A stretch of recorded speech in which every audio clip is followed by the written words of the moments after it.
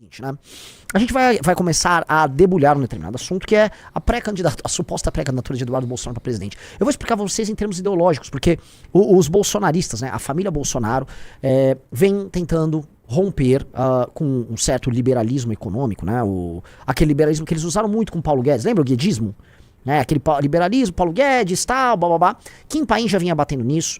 Eles achavam que tinham que ir para uma linha desenvolvimentista, um nacionalismo que combina com o Ciro Gomes. E eu vou decifrar isso. Porque esse lançamento de pré-candidatura, que eu volto a falar, ele não será candidato.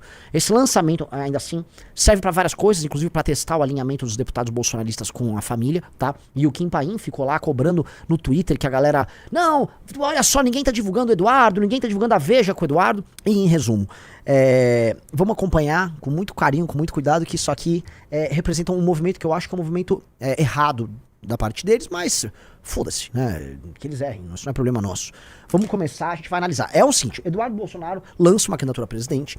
No momento que o Tarcísio já foi coroado, já foi eleito pelo Centrão, pelo PL, pelo STF, pelo mercado financeiro como candidato à presidência em nome do bolsonarismo. Então o Tarcísio é o candidato em nome do bolsonarismo. O Bolsonaro já se tocou. O Bolsonaro já veio a público, inclusive, semana passada, daquele toque. Olha só, ele dá a mão, ele cumprimenta quem é nosso algoz, nossos inimigos. Então, né, enfim, o Bolsonaro já deu o toque de que o Tarcísio não é exatamente o cara ali. E aí, como resposta, a família que mandou o Eduardo ficar andando nos Estados Unidos, curtindo a vida e falando que tá enfrentando o comunismo e tal, quer lançar ele como o antipetista novo. E ele quer dar uma renovada nos discursos da família, porque a família não tem mais discurso nenhum. E eu achei engraçado, eu no mínimo ri, mas eu quero entrar no detalhe e explicar o que tem por trás do discurso. Então vamos lá. Meus amigos, nós estamos diante de um momento delicado da nossa história. O Brasil vive uma fratura social profunda. Pausa, um sentimento. Editar a voz dele. Tem algum problema de edição? Ele tá com algum problema? Essa voz aí tá esquisita, não tá? Parece passando aquele Adobe Podcast. Deixaram mais grave a voz dele. Repara isso, deixaram mais grave a voz. Acho que é esse. O Brasil vive uma fratura social profunda. Um sentimento carregado de desconfiança, cansaço, uma descrença mútua para qualquer lado que o cidadão acabe olhando. Há um desalento que se espalha pelo nosso povo de que nada dá certo, tudo no Brasil é sinônimo de fracasso. Mas eu te digo, não é essa a verdadeira... Primeira coisa, tá, cara? Olha só. Eu respeito quem é bom orador. Um bom orador é alguém que consegue concatenar suas ideias de uma vez só. Esse vídeo é todo picado. Então, deram um discurso pra ele falar, e aí já começa assim. E ele tá tendo que gravar pedaço a pedaço. Você entendeu, Riso? É todo cortado. Porra, faz a porra de um discurso. A falta de bons oradores hoje no Brasil, falta de gente que você põe em cima da porra de um palanque, põe com o microfone e ele sustenta 5, 10, 15, 20 minutos de fala coerente, com começo, meio e fim, altos e baixos, denota claramente a falta de bons líderes. Um bom líder sempre é um bom orador. Um bom líder político, no caso. Um bom líder político sempre é um bom orador. Porque ele tem a visão. E a visão se expressa na inteligência verbal dele, e ele fala, ele entrega.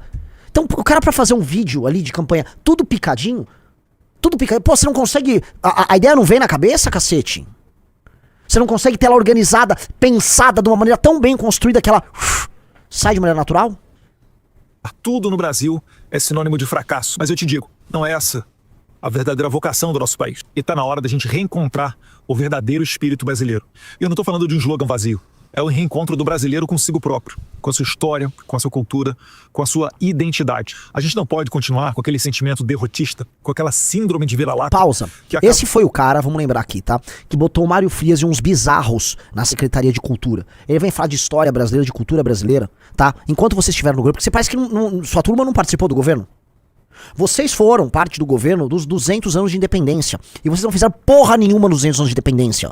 A gente tá até agora com a esquerda falando, roubaram nosso ouro, com a população, gente de direita, roubaram nosso ouro. E o que vocês fizeram nos 200 anos de independência foi botar o bosta do teu pai falando, imbrochável. Isto aqui foram dos 200 anos de independência do Brasil. Aí vem falar que ele, nossa história, que porra é essa? Odiar a nossa derrotista, com aquela síndrome de vira-lata que acaba por nos fazer odiar a nossa própria história. O Brasil não nasceu ontem. Ele é fruto de erros, de acertos, de momentos ruins, mas também de glórias. E é preciso maturidade para reconhecer que mesmo em momentos difíceis, houve grandeza. O Império nos deu estabilidade, instituições, cultura e unidade nacional. A República Velha teve seus problemas sim, mas ela lançou as bases da infraestrutura e também da formação econômica do Brasil moderno. A gente não pode apagar isso. E se nós queremos nos reencontrar enquanto nação, nós temos que enxergar as figuras históricas do Brasil com um olhar nacional e não partidário. Pausa. Vocês estão vendo que esse discurso está se encaminhando para uma coisa, né? Eu vou explicar. Vocês estão vendo. Veja só, meu amigo. Você tá entendendo de onde vai, tá vendo esse discurso, né? Pega 30, sobe 37, joga 37, pega o preço do aço, vê um menino negro da periferia que não consegue compreender esse mundo absolutamente complexo de uma economia global que diz os três do Brasil. Getúlio Vargas, por exemplo, ele liderou um governo que não teve as liberdades plenas, é verdade. Mas é inegável também que houve avanços na nossa indústria, a intenção de valorizar o trabalhador e também CLT? Investimentos em infantil. O mesmo vale para Juscelino Kubitschek. Podemos debater os custos e os efeitos econômicos do seu governo. Mas é inegável. Houve ali um projeto de integração do país, de otimismo, de progresso. Foram 50 anos em 5. E isso daí marcou o imaginário do Brasil por décadas. Não é diferente com João Goulart. Podemos concordar ou discordar das suas propostas, eu certamente não sou um fã dele. Mas é injusto negar que muitas delas nasciam... Você sabe quem fala? Ele tá falando João Goulart. João Goulart é herói da turma trabalhista do PDT. Assim como o Brizola, que era o maior aliado dele. Vocês estão entendendo de onde vem isso aí, né? Vamos lá. São de dar respostas a anseios populares. Assim como falar do período militar, não dá para dizer que tudo ali foi trevas. Até houve autoritarismo. Mas ali existiram investimentos em infraestrutura que sustentam o Brasil até hoje. E é papel de uma nação madura olhar para o passado e conseguir perceber tudo aquilo que deu certo. Tudo aquilo que foi positivo na nossa história. Negar as virtudes de qualquer período da nossa história é negar a nós mesmos. Não há união nacional possível se cada um dos lados quiser apagar o outro. O Brasil precisa de reconciliação, não de ressentimento. Eu não me apresento aqui como... É mentira. Tudo que esse cara tá falando é mentira e isso foi plantado na cabeça dele. Isso foi plantado na cabeça dele porque os bolsonaristas querem comprar um novo discurso. Eles estão completamente vazios de discurso. E vários bolsonaristas estão procurando um discurso que eles consideram based. E esse discurso nacionalista, entendam, tá? Vocês claramente viram de onde veio o discurso. Esse é o discurso histórico do Ciro Gomes. Esse é o discurso do Aldo Rebelo. Esse é o discurso em parte, tá? Ai meu Deus, aquele cara tava nos Estados Unidos lá, que a gente até entrevistou na Valete, o Ricardo entrevistou ele. Mangabeira Unger. Vamos colocar aqui, o Aldo Rebelo e o Mangabeira Unger estão há bastante tempo indo atrás de figuras de direita para eles saírem daquele trabalhismo cirista, porque o projeto do trabalhismo cirista, do neodesenvolvimentismo cirista, meio que deu em nada. Né?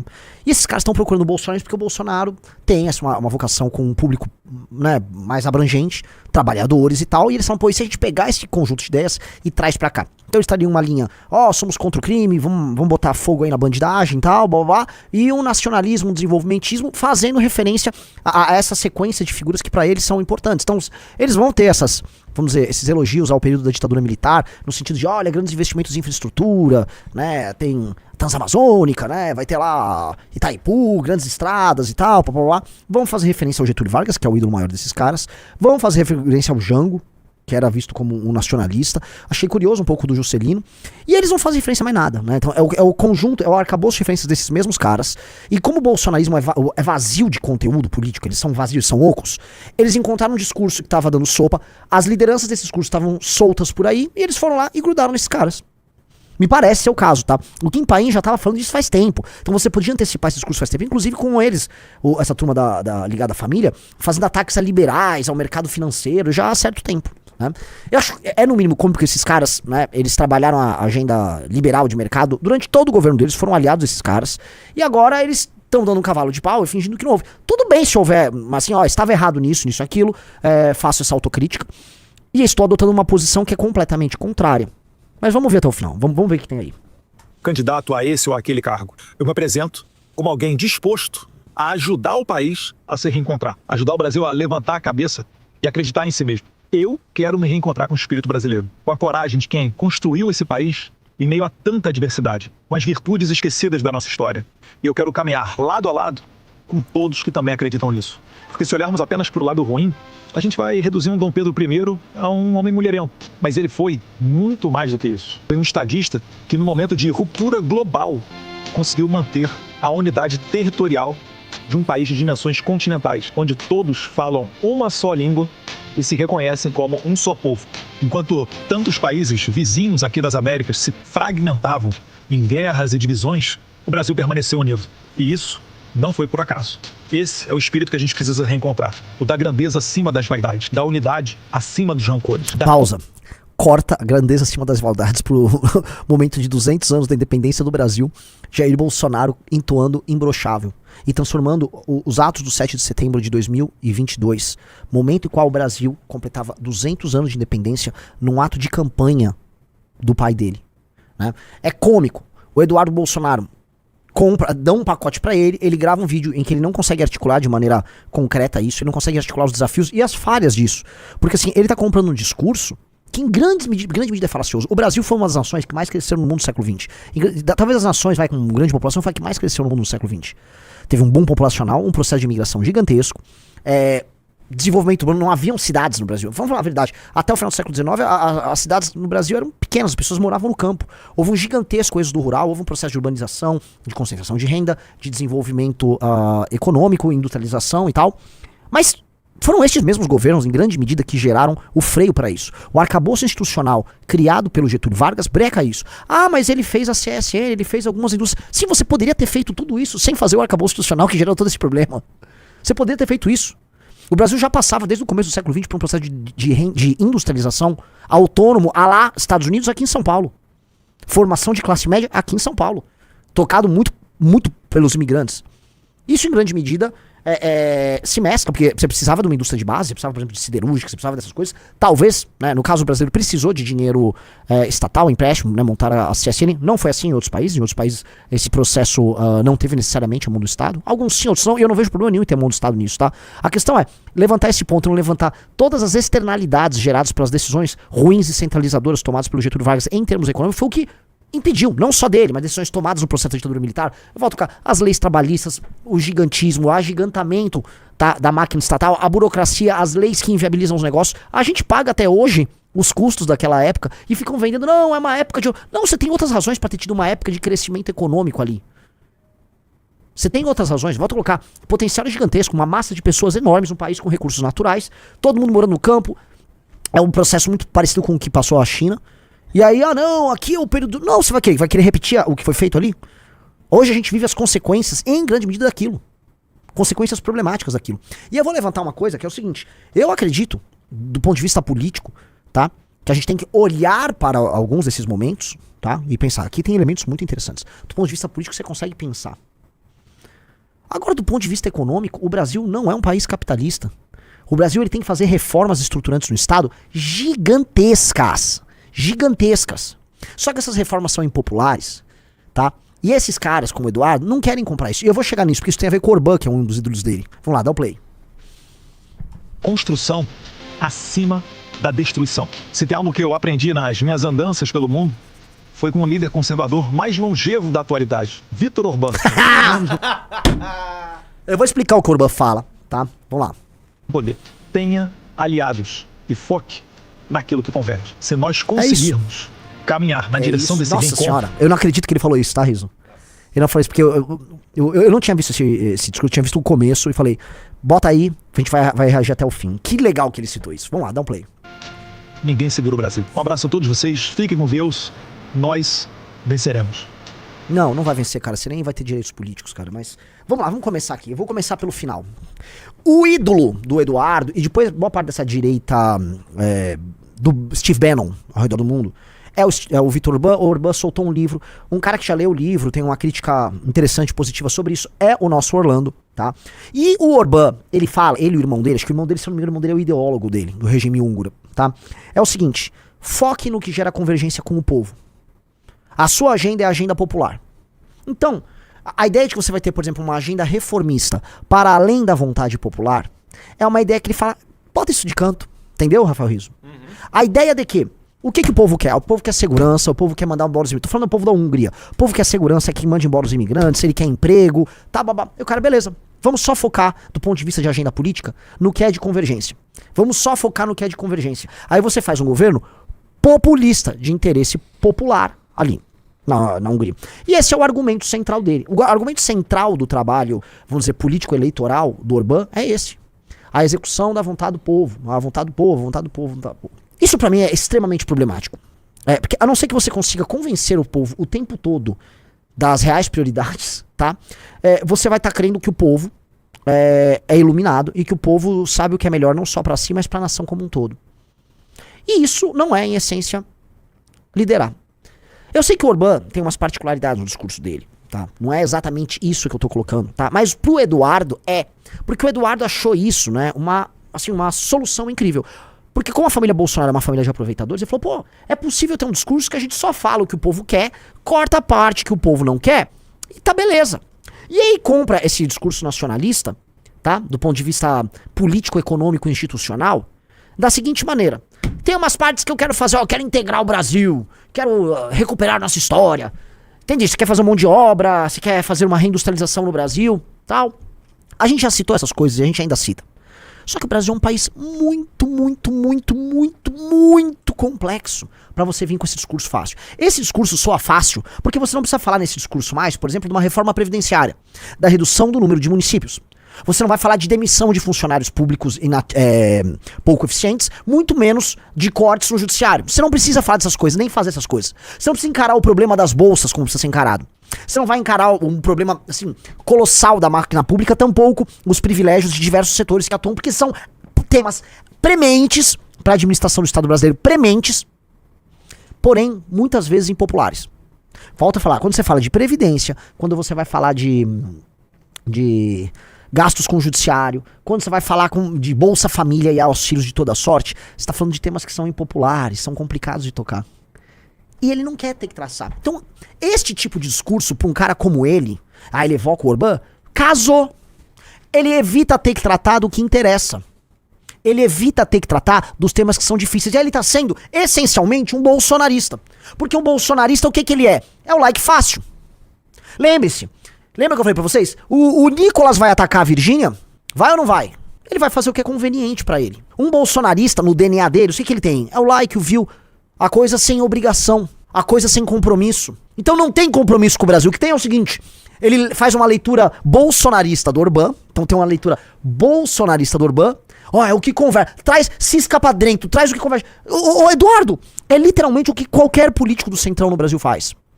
É literalmente, vou pegar um discurso, contrata um marqueteiro, né, o marqueteiro vai e faz ele prepara um pack discursivo ali em cima do que é convergente com várias classes sociais, busca um determinado público, determinado eleitor, atinge o que precisa, não machuca o que precisa machucar e fala qualquer coisa. Daí surge aqueles candidatos genéricos, educação, saúde.